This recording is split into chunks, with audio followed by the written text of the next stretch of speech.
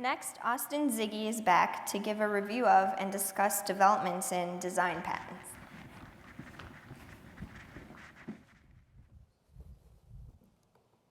Hello, everyone.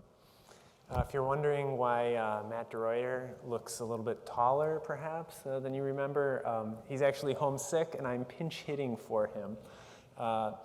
So, I mentioned in my earlier talk some comments about how you might leave notes on our evaluation forms.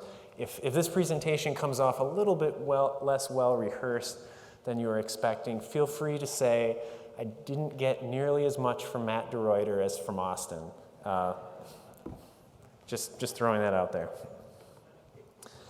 So I'm talking here about design patents, which is something that has been in the news quite a bit lately when it comes to patent law because of the Apple versus Samsung lawsuit, which made headlines around the world.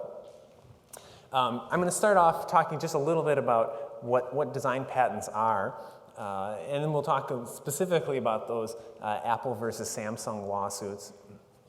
And I'm going to wrap up by introducing something new in the area of design patents, and that is the implementation of the Hague Agreement for international design protections.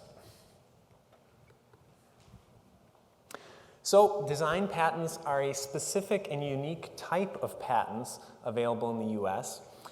They cover new, original, and ornamental designs for articles of manufacture.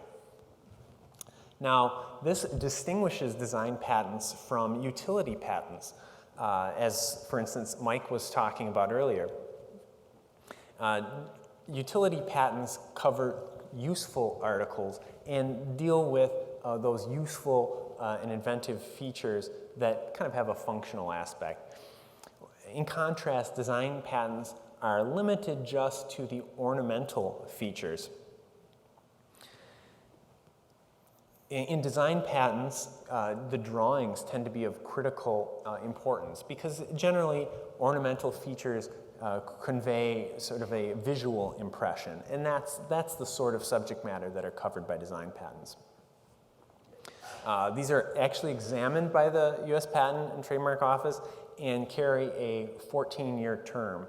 Unlike utility patents, there are no maintenance fees that are required. So design patents, one of their beneficial features is they tend to be kind of lower cost than utility patents and don't carry any ongoing fees after they've been granted.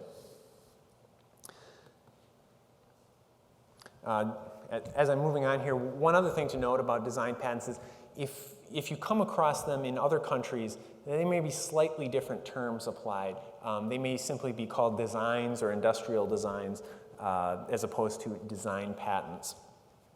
So here's an example. This is a figure from an actual design patent for the outsole of a shoe. Now, you can see here the ornamental design is shown on the sole in solid lines. What may be a little bit hard to see up on the projection is that the uppers of the shoe are depicted, but they are shown in broken lines. Those broken lines are meant to indicate environmental features that are not part of the claim design. So the actual patent itself is directed only to what's shown in the solid lines on the sole.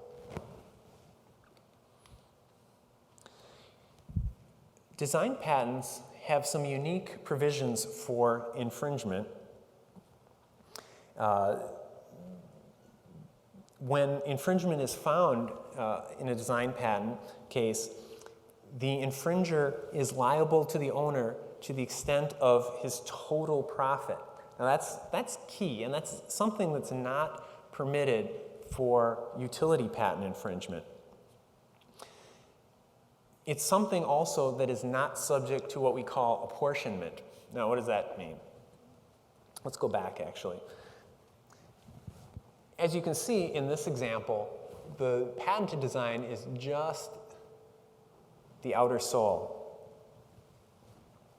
It doesn't encompass what's shown as environmental features, the shoe upper.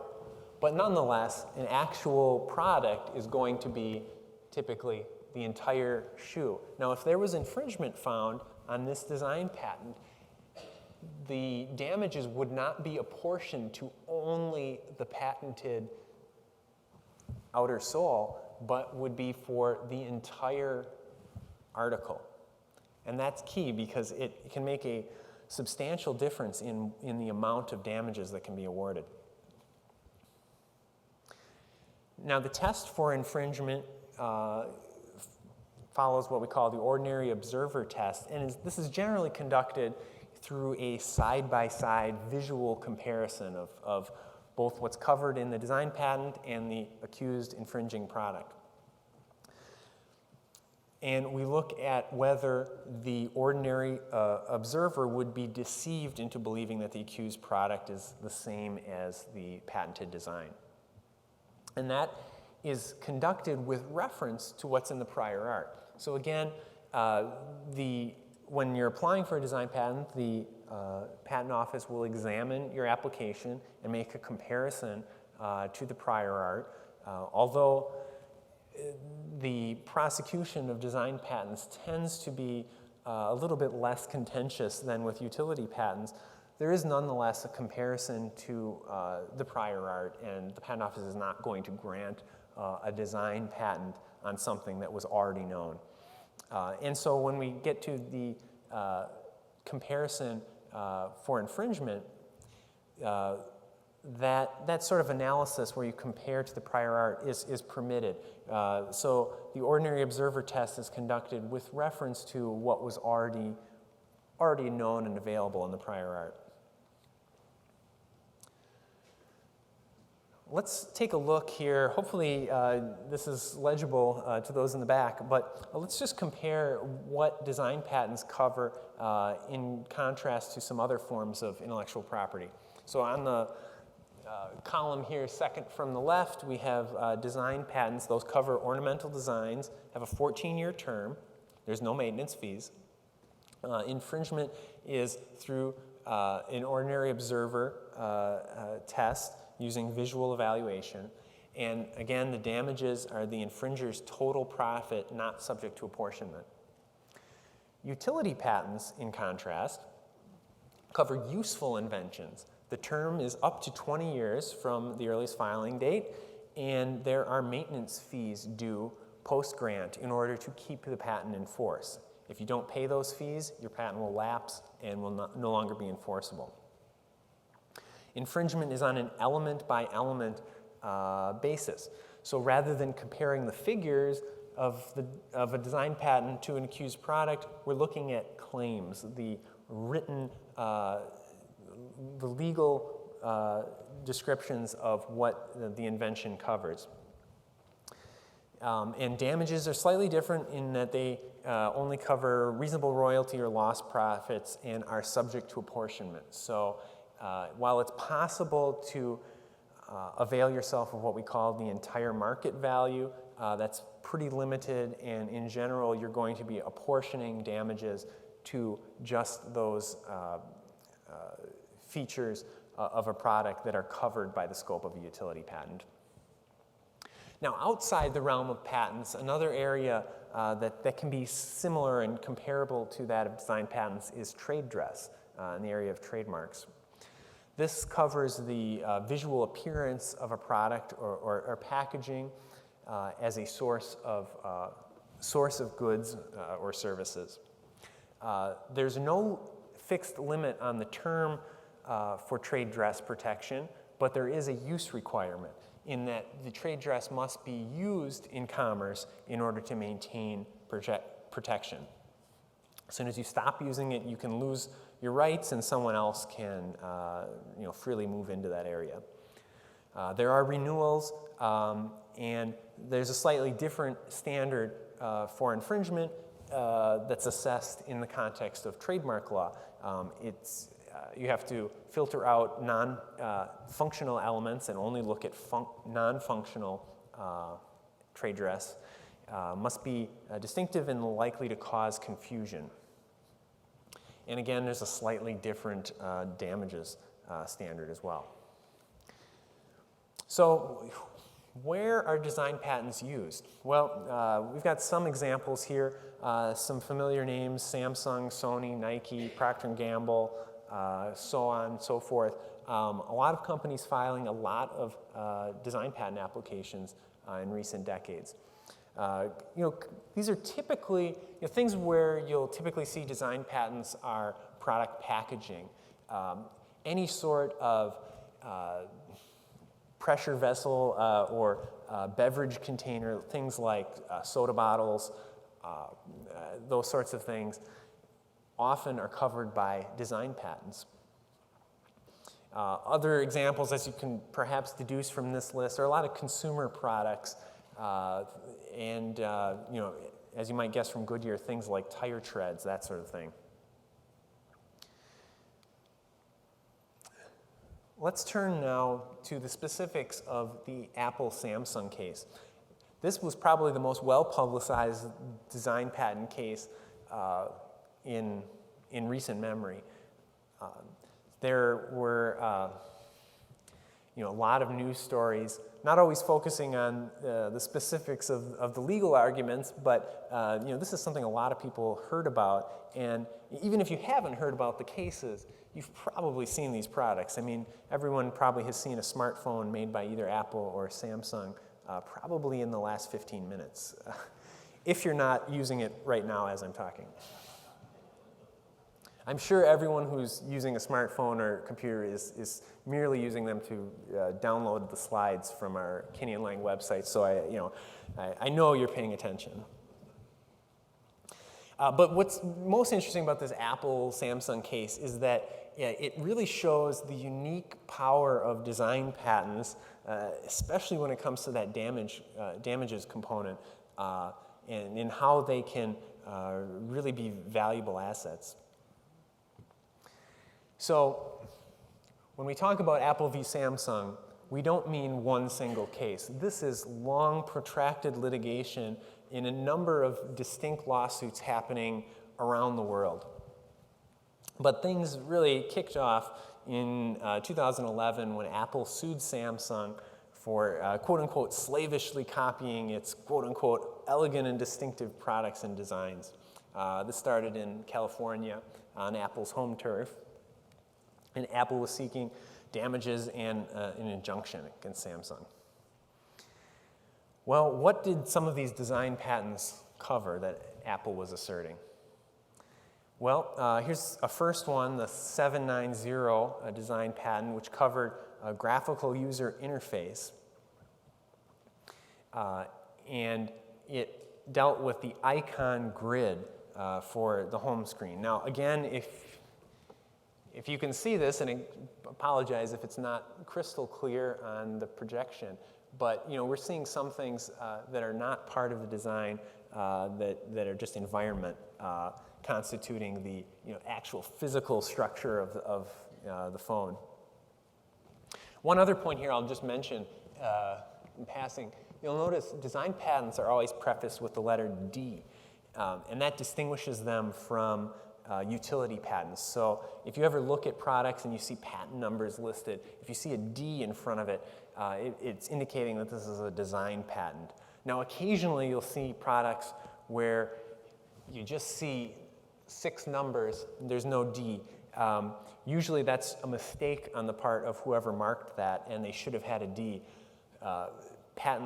Utility patents less than 1 million would have been from over 100 years ago. So usually if you see a relatively low number like that, it's an indication they're really talking about a design patent. So here's another, the patent that Apple asserted, the 016 design patent for an electronic device.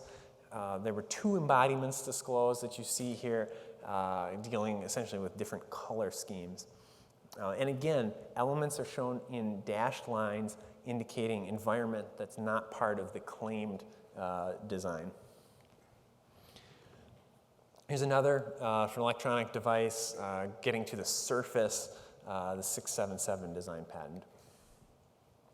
So there's a lot of different products at issue in these cases. We're generally talking about smartphones, tablets, small computing devices, portable mobile devices. There's a list here of some of the things that Apple had accused Samsung of infringement for. Well, in response to Apple's lawsuit, Samsung came back with their own accusations. They filed lawsuits abroad. They started other cases in Korea, Japan, and Germany.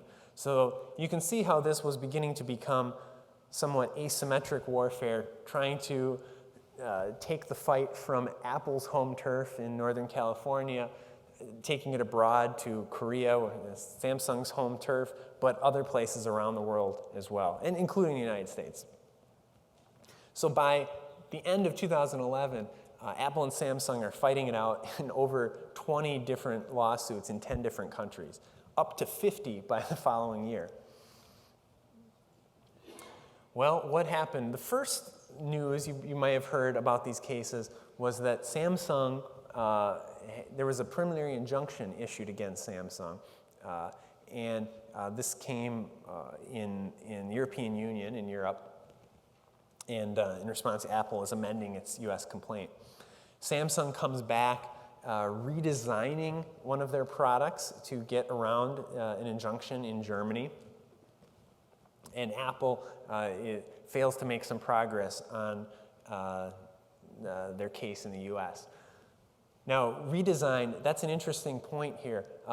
Very often when you're dealing with accusations of patent infringement, there's two aspects. There's potential damages and there's a potential injunction against sale of a product. You can get around the injunction by offering a different product. When it comes to designs, these are things that are usually easily changed. Maybe not too easily changed. You may have to buy new molds. Certainly there's effort to accomplish a redesign. But when you're talking about purely ornamental features, it's usually nothing that is so critical that it can't be changed, usually in somewhat short order. That's not always the case for utility patents, where you're getting at core functionality.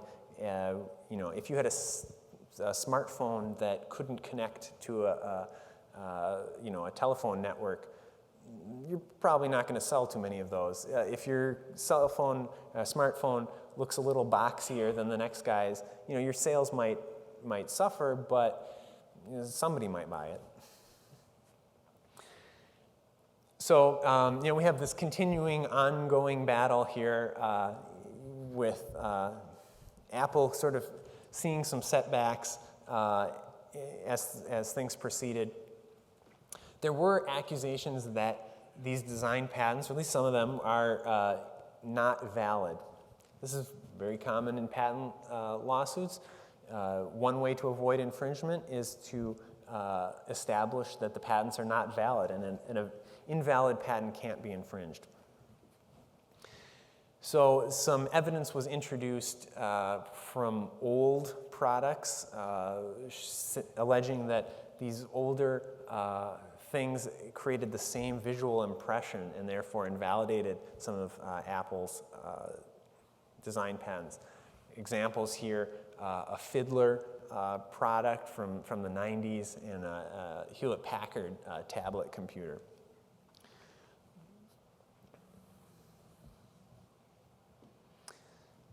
It's interesting as you kind of read through these cases, the arguments that Apple is sort of forced to make is that there are ways around their patents, that their designs are unique and special because there were alternatives available. And this is in part used to demonstrate that the features are not functional or utilitarian and therefore not the sort of thing that could be covered by a design patent, but are in fact ornamental features. And here we're talking about one of the things that showed up in the news most frequently, which is the rounded corners of icons on display screens.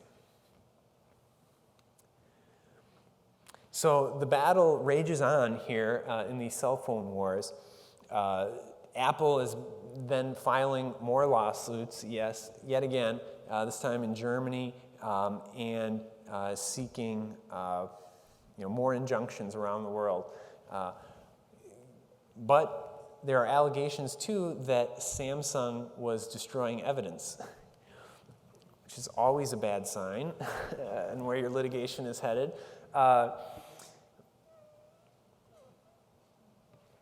We had some appeals in the U.S. and went up to the Federal Circuit. And initially, the district court had found some of the Apple design patents invalid based on the prior art, but the Federal Circuit says, no, we're reversing you on that. The prior art does not create the same visual impression, so back to the district court. Now, as they're getting near the trial date in the U.S., there's some interesting developments around the world. In the U.K., this is funny if nothing else, the U.K. judge orders that Apple has to issue a statement. Let's see here, where is this?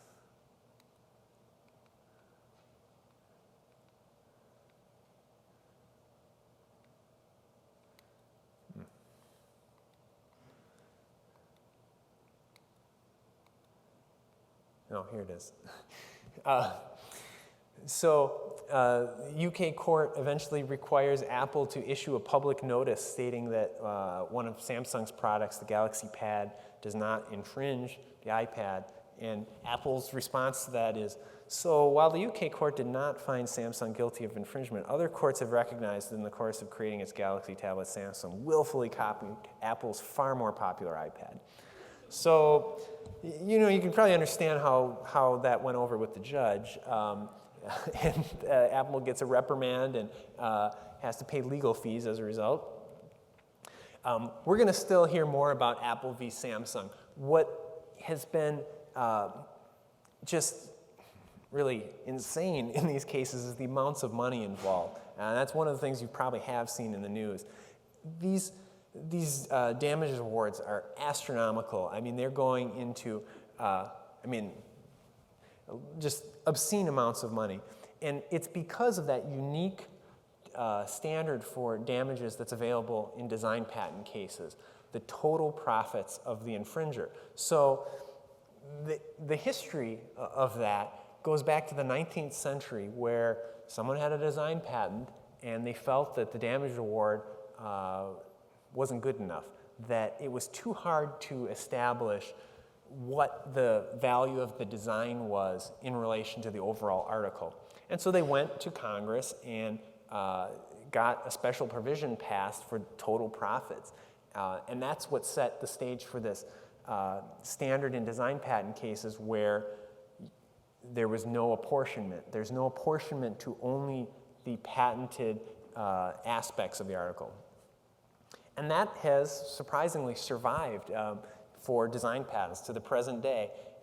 It was done away with for utility patents, but it's remained for design patents, which puts them in a very unique position. And so as you can kind of see from these cases, things like the shape of icons, the little corners being rounded, or the particulars of the shape of a piece of glass on a display, they seem like small contributions to the overall value of the product, but that's disregarded. It was the total profits for the entire article. So that's what ratcheted up the damages amounts to these obscene, or somewhat obscene levels in these cases. And it's a lesson for any parties who do take advantage of the patent system not to ignore design patents. Because of that unique ability to get total profits of the infringer, you may think about how design patents could fit into a patent portfolio, and things that might otherwise seem like just trivial ornamental features can be the basis for major damages awards and injunctions. So let me conclude by talking a little bit about the Hague system, which is a new process for international design or design patent registrations. The goal here is, much like the PCT process for utility patents, minimizing formalities and expense of obtaining design protection around the world. So patent protection, whether it be utility or design, is still nationally based. So you only have protections in individual countries. But the Hague system is being implemented to formalize the process to obtain that protection in multiple different countries. Now, the standards tend to vary as to what is protected around the world, but the standard usually boils down to ornamental features. Now, for the Hague system, the application can be filed in English, French, or Spanish, and you can include up to 100 different designs in one application. It can be submitted to the International Bureau of WIPO, who administers this system from Switzerland. You pay a basic fee, a publication fee, and a fee for each contracting party. So the way this works is you have to kind of understand which countries you want to enter, and you pay a fee. It's going to be an escalating amount for each additional country that's added to the list.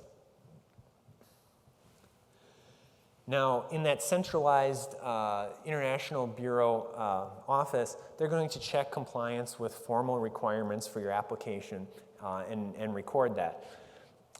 Then the application goes to each of those contracting parties, and they perform the normal examination. So if the U.S. is designated, then you're going to have an examination just like you would if you filed a design patent application just directly with the U.S. Patent Office. And those communications are coordinated through WIPO.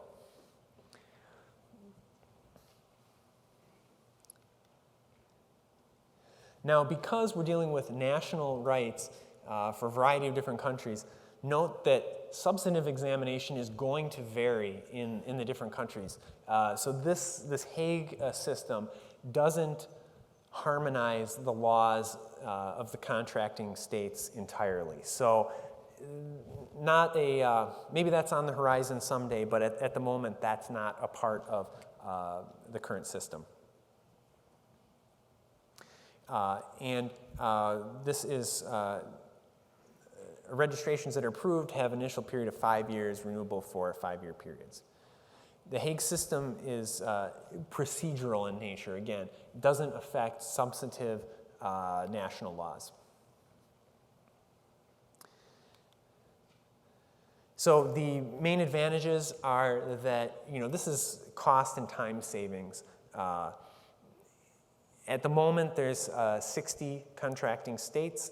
A lot of countries that you might choose to obtain protection in aren't parties as of yet, at least beginning of June. Those include, importantly, China, Japan, Korea, Canada, Mexico, and Brazil and Russia. So some of the BRICS countries not included.